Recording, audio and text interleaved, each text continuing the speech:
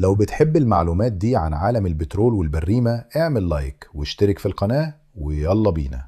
عمرك سألت نفسك ازاي مهندسين البترول بيعرفوا ان منطقة معينة ممكن يكون تحتها بترول قبل ما يحفروا؟ الموضوع مش انهم بيحفروا عشوائي ويقولوا نجرب حظنا. اول خطوة بتكون دراسة الجيولوجي المنطقة. المهندسين والجيولوجيين بيدوروا على علامات معينة زي نوع الصخور وتاريخ تكوينها، وهل المنطقة ممكن تكون كونت بترول واحتفظت بيه ولا لأ. بعد كده بيستخدموا السايزميك سيرفي. ببساطة بيبعتوا موجات صوتية إلى باطن الأرض، والموجات دي بتنعكس لما تقابل طبقات الصخور المختلفة، ومن الانعكاسات دي بيقدروا يعملوا صورة تقريبية للطبقات الموجودة تحت الأرض.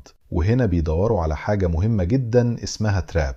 التراب هي تركيب جيولوجي ممكن يحبس البترول والغاز تحت الأرض، لكن وجود التراب لوحده مش كفاية، لازم كمان يكون في سورس روك كون البترول، وريزرفوار روك يقدر يخزن البترول، وسيل يمنع البترول والغاز من الهروب. لو العوامل دي كلها اجتمعت المنطقة تبقى بروسبكتيف، يعني تستحق اننا نفكر في حفر بئر استكشافي. وبعد كل الدراسات دي مفيش حاجة بتأكد وجود البترول بشكل نهائي غير الحفر نفسه. يعني السايزميك والجيولوجي بيقولوا لك المكان ده واعد يستاهل نحفر، لكن لما الدريل بيت يوصل تحت الأرض ساعتها نعرف الحقيقة. وده سبب ان الاكسبلوريشن ويل ممكن يكلف ملايين الدولارات، وفي الآخر تكتشف ان مفيش بترول تجاري. كنت تعرف ان كل التكنولوجيا دي في النهاية هدفها اختيار أفضل مكان للحفر؟ ولو بتحب المعلومات دي عن عالم البترول والبريمة اعمل لايك واشترك في القناة.